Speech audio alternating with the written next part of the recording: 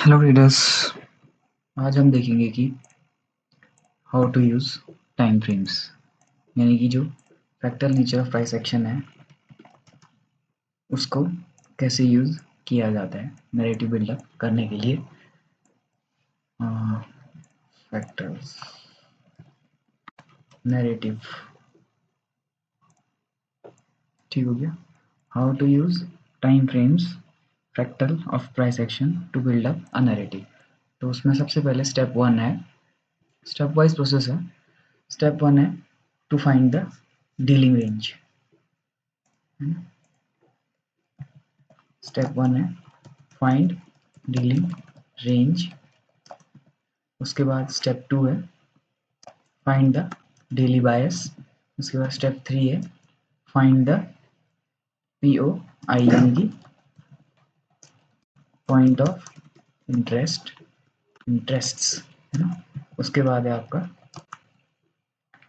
Entry SL target. और जो point of interest है ये आपको पता चल गया होगा क्या है, ये पीडी अरेज, ठीक हो गया। ये इसका स्टेप वाइज एल्गोरिथमिक प्रोसेस है, हम देखने वाले हैं। तो इसमें फ्रैक्टल कहाँ से आया? सिंपल सी बात है, जो सारा स्टेप प्रोसेस है वो simply higher time frame to lower time frame जाके ही हमें पता चलता है। एक चीज़ भी लिख लेता हूँ, H T F to L T F. जैसे जैसे स्टेप्स में हम आगे बढ़ेंगे higher time frame to lower time frame जाते रहेंगे। सबसे पहले हम देखते हैं कि अच्छा डीलिंग की स्पेलिंग गलत लिख दी है, डीलिंग रेंज। सबसे पहले देखेंगे हम डीलिंग रेंज। इसके लिए सबसे ज़्यादा मोस्ट जो यूज टाइम फ्रेम होता है, जो रिकमेंड किया जाता है वो होता है वीकली। आप किसी भी टाइप की ट्रेडिंग करते हो उसमें डीलिंग रेंज को फाइंड आउट करने के लिए वीकली का यूज़ किया जाता है। मंथली का यूज़ इन्वेस्टमेंट वगैरह के लिए कर सकते हैं आप, लेकिन डीलिंग रेंज फाइंड आउट करने के लिए वीकली का यूज़ किया जाता है। तो सबसे पहले वीकली रेंज के लिए सबसे पहले वीकली टाइम फ्रेम में देखेंगे हम डीलिंग रेंज क्या होती है। हम जो भी नया वीक स्टार्ट होने वाला है उसके पीछे वीक्स के स्विंग हाइज और स्विंग लोज को मार्क कर देते हैं। ये नियरेस्ट स्विंग हाई है, यहाँ पर स्विंग हाई नहीं बना है, और ये नियरेस्ट स्विंग लो है। ये हुई हमारी वीकली डीलिंग रेंज पिछले अगले कुछ वीक्स के लिए, ठीक हो गया। अगर आप सिर्फ नेक्स्ट वीक के लिए पता लगाना चाहते हैं, नेक्स्ट 7 डेज वगैरह इसके लिए, तो आप सिर्फ लास्ट वीक के ही हाई और लो को भी मार्क कर सकते हैं, वो भी आपके लिए वीकली डीलिंग रेंज हो सकती है। लेकिन इसमें प्रॉब्लम ये आती है कि अगर वीक से गैप अप या गैप डाउन ओपनिंग हो गई नेक्स्ट वीक, तो ये डीलिंग रेंज का कोई फिर मीनिंग नहीं रह गया। ये सिर्फ या तो गैप डाउन होने में रेजिस्टेंस का काम करेगा या गैप अप होने में सपोर्ट का काम करेगा, सिर्फ इतना यूज रह जाएगा, ठीक हो गया। तो इसको भी मार्क करेंगे और इसको भी मार्क करेंगे तो इजी पड़ेगा हमको कि ये भी हमारे लिए डीलिंग रेंज है, ठीक हो गया। उसके बाद नेक्स्ट आता है हमारा बायस, जो कि होता है डेली बायस। तो हम उसके लिए डेली टाइम फ्रेम में आगे बढ़ेंगे और ये देखेंगे कि इस डीलिंग रेंज के बीच में प्राइस क्या हो रहा है, ईजिली दिख रहा है कि डाउन साइड को एंट्री है, इसी को कहा जाता है बायस। तो हमारी जो भी ट्रेड प्लानिंग रहेगी वो ये एक बायस, यानी कि हम एक साइड को ज़्यादा हमारा झुकाव है, कि हम लोग अगर जैसे डाउन साइड को बायस है, यानी कि डाउन साइड को ट्रेडिंग डेली टाइम फ्रेम में नीचे को डाउन साइड को ट्रेड कर रहा है प्राइस हमारा, तो हमारा बायस डाउन साइड का रहने का मतलब है कि हम लोग डाउन साइड की एंट्री बनाने में बिल्कुल भी संकोच नहीं करेंगे। और ऊपर साइड को अगर एंट्री मिल रही हो बायस से अपोजिट, तो उसमें हम लोग कुछ एक्स्ट्रा प्रिकॉशन बरतेंगे और बहुत ज़्यादा बड़े टारगेट्स के लिए हम नहीं बैठेंगे। उसको कहा जाता है काउंटर ट्रेंड। और ये बायस के अकॉर्डिंग जो ट्रेड बनाई जाती है वो होती है विथ द ट्रेंड। कई चैनल के कई कई बार जो भी एक ट्रेड एग्जीक्यूशन में डालता हूँ उसमें काउंटर ट्रेंड ट्रेंड ट्रेड ऐसे करके डालता हूँ। उसका मतलब ये हुआ कि आप बायस के अकॉर्डिंग हैं या बायस से अपोजिट ट्रेड बना रहे, ठीक हो गया। और एज बिगिनर बायस के अकॉर्डिंग ही ट्रेड बनाना ज़्यादा प्रीफर किया जाता है।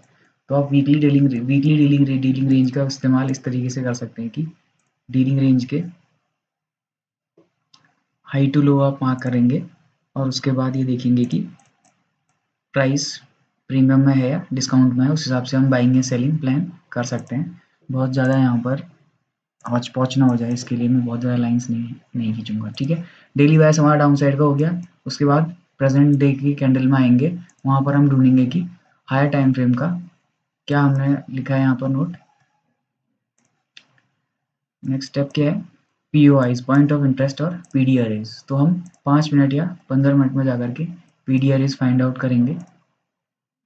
ये एक PD अरे है जो कि एक CB है, बार बार मैं अब मार्क नहीं करूँगा। उसके बाद फिर और लोअर टाइम फ्रेम में जाएंगे, देखेंगे यहाँ पर कि यहाँ पर कोई order block, propulsion block, PD arrays और भी तरीके के बने हुए हैं। उससे हम लोग क्या देखेंगे कि 5 या 15 मिनट में point of interest, area of interest देखेंगे हम, ठीक हो गया। और उसके बाद जो सबसे छोटा टाइम फ्रेम है यानी कि 1 मिनट, उसमें हम एंट्री SL और टारगेट देखेंगे। PD अरेज मार्क कर लिया हमने। उसके बाद 5-15 मिनट की PD arrays point of interest mark किए और 1 मिनट में हम फिर और दोबारा से PD अरेज चेक करेंगे, देखेंगे कि यहाँ पर ये ब्रेकर बना है, ठीक हो गया। इसका कलर बदल देते हैं और एंट्री लेंगे। और उसके बाद अपना एंट्री SL और टारगेट। SL हमेशा, SL और टारगेट का ये है कि हमेशा ये कोशिश करनी है कि जिस टाइम फ्रेम पे आप एंट्री ले रहे हैं 1 मिनट में या अगर 5 ही मिनट में भी ले रहे हैं, तो नियरेस्ट, जैसे अगर शॉर्ट साइड की एंट्री है, अभी हमारा शॉर्ट को देखते हुए आ रहे हैं, तो नियरेस्ट स्विंग हाई आपका स्टॉप लॉस रहेगा। इस ब्रेकर में आपने एंट्री ली प्लान और इस एंट्री के नियरेस्ट जो लो है, स्विंग लो है, एंट्री से नियरेस्ट स्विंग लो, वो एज टारगेट ट्रीट किया जाएगा।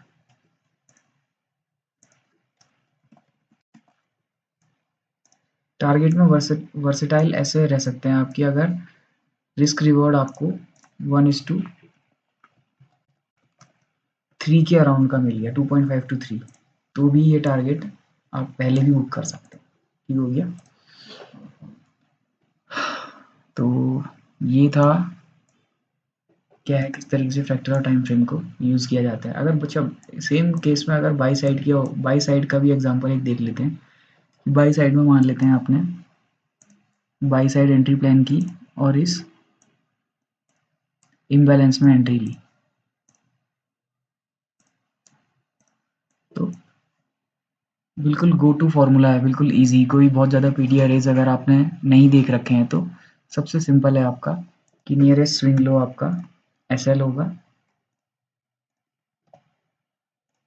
ये हो गया। टारगेट में या तो 1:3 होगा या फिर नियरेस्ट स्विंग हाई, यहाँ टारगेट है, एंट्री SL टारगेट, ठीक हो गया।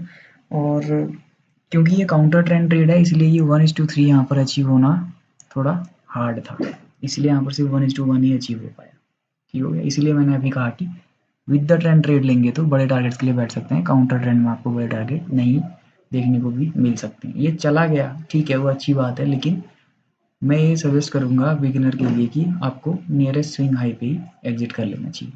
ये एंट्री हो गई, ये स्टॉप लॉस हो गया बाई साइड के लिए। तो दोनों एग्जांपल हमने देख लिए, एक बार फिर से पूरा रिवाइज करते हैं, फिर इस चैप्टर को क्लोज करते हैं। बहुत ज़्यादा इसमें डिटेल में कुछ खास है नहीं, ज़्यादा डिटेल इसका लाइव प्राइस में ही पता चलेगा कैसे यूज़ किया जाता है, क्योंकि यहाँ पर ऑलरेडी प्राइस प्रिंट हो चुका है, तो यहाँ पर कहना और एक्सप्लेन करना काफ़ी आसान हो जाता है।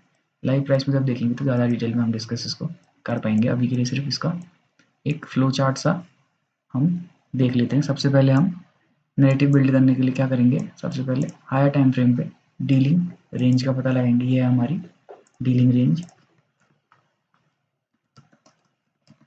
इसके प्रीमियम और डिस्काउंट को देख के हम बाई या सेल साइड का प्लान करेंगे, क्योंकि इस डीलिंग रेंज में देखिए क्या हुआ, क्लियरली यहाँ पे दिख रहा है ना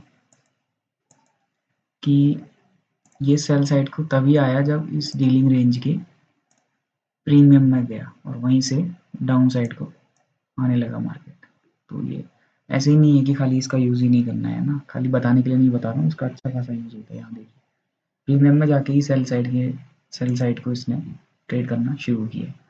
सबसे पहले डीलिंग रेंज दिख गई, उसके बाद हम डेली बायस में जाएंगे कि ये डेली में मार्केट किस तरीके से ट्रेड कर रहा है। उसके बाद डेली बायस, ठीक है। डेली बायस के बाद हम और नीचे के टाइम फ्रेम में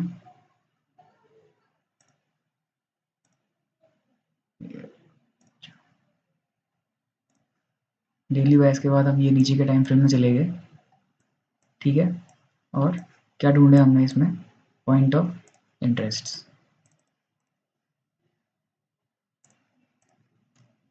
you eyes, point of interest ढूंढ लिया हमने कि कहाँ पर हमको रिएक्ट करना है। देखिए ये है ना, कहाँ पे रिएक्ट करना है। उसके बाद हम लोगों ने क्या किया, entry SL target lower time frame में जाकर के लिया। ये एग्जांपल तो मैंने काउंटर ट्रेंड का बताया, पर एक पहले एग्जांपल विद द ट्रेंड का बता चुका हूँ। ठीक हो गया,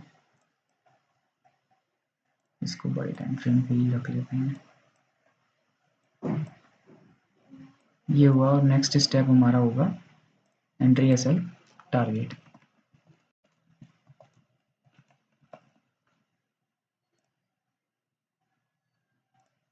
इस तरीके से हमारा फ्लो चार्ट बनता है, इसी तरीके से हम ट्रेड को प्लान करते हैं। ठीक हो गया, इस तरीके से प्लान तरीके से ट्रेड करेंगे तो हम रश नहीं करेंगे कभी भी ट्रेड में। इनके रिस्पेक्टिव टाइम फ्रेम भी लिख देता हूँ मैं, वीकली, इसमें है डेली,